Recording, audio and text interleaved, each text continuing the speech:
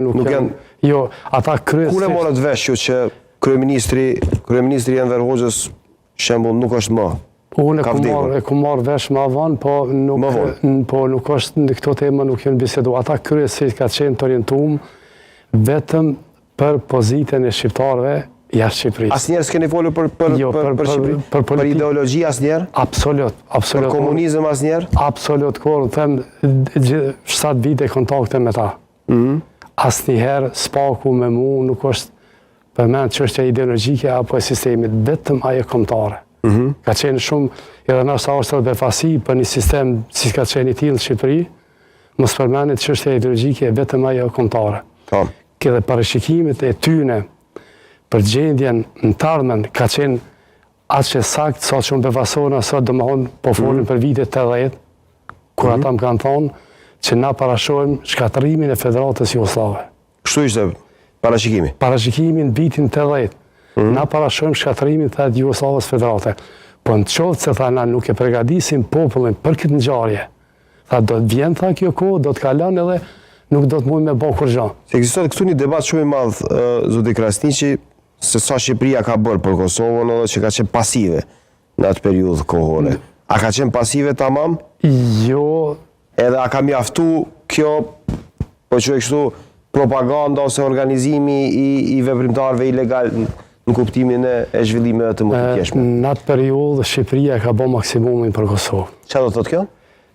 Në gjitha mënyrat e propagandas, 24 orë diplomatët e Shqipërisë kanë qenë në dispozicion të kosovarëve. Ata kanë botu shumë libra, shumë broshura për informim ndërkombëtar çka ka ndodhur në Teltenishi në Kosovë. Kjo na shpihet tek Teltenishi dhe le të shkojmë tek Teltenishi, për arsye se për Teltenishin ka një debat shumë të madh që vazhdon edhe më tutje. Në komunikim me sipër me konzujt, pjesëtarë të sigurimit në Stamboll, a paralajmërohej ose a flitej për një kryengritje në Kosovë gjatë asaj periudhe kohore, për vitin 1981. Këtu ekziston një debat. Nëse Shqipëria ka ndikuar direkt në këtë, pra pas vdekjes me Meçeut, ose nuk e ka bërë, ose e ka bërë dikush tjetër, ose e ka bërë një fuqi ndërkombëtare për ta turbulluar ujin në Jugosllavinë pas Titos që kishte shumë pikpyetje. A ishte paralajmëruar që do të ndodhë diçka në Prishtinë në universitet një vjet më vonë? Kurse unë po flas për kontaktet unë që i kom pas direkt me çata persona. Me shumë rëndësi diçka tjetër, po. Në atë periudhë Shqipëria nuk ka pas kurfar informata se ka më ndodhur diçka në Teltenishën. Nuk ka pas. Nuk ka pas informata dhe përkundrazi kanë qenë kundër ndodhive në Teltenishën. Kundër? Direkt mu më ka thonë ai person, kitë pyetje ma ka bo. Çka ju dash tha juve Teltenishi? Çka ju dash? Çka ju dash tha?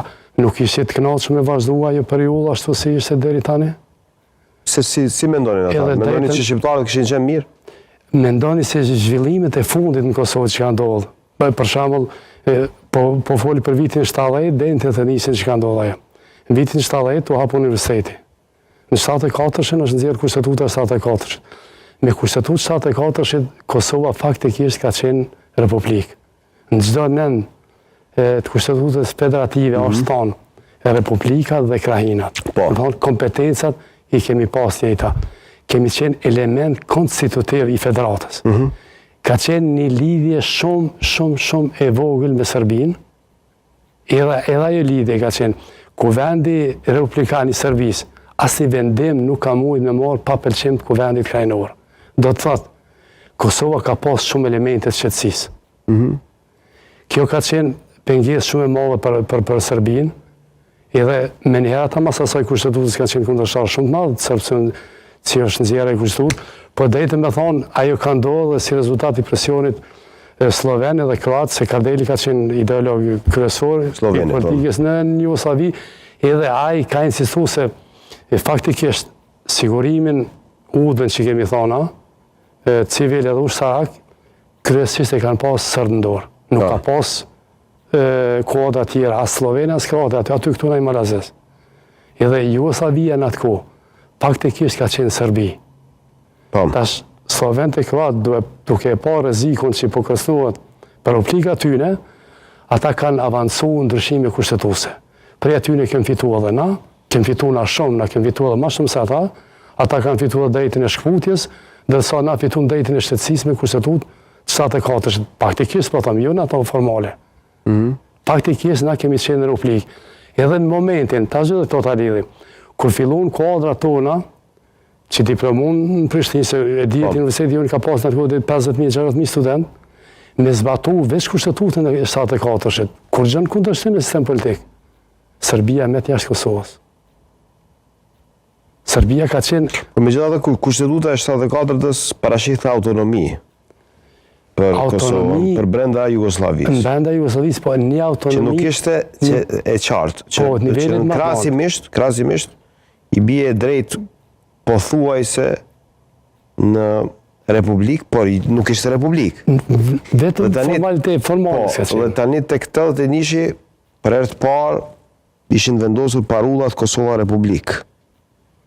Tek studentët, tek ata cilët me një varforme e ndryshuan kursin politik. Tani për mire, për keq është çështje interpretimi, por e dim diçka që në atë moment ndodhi një gjë e tillë.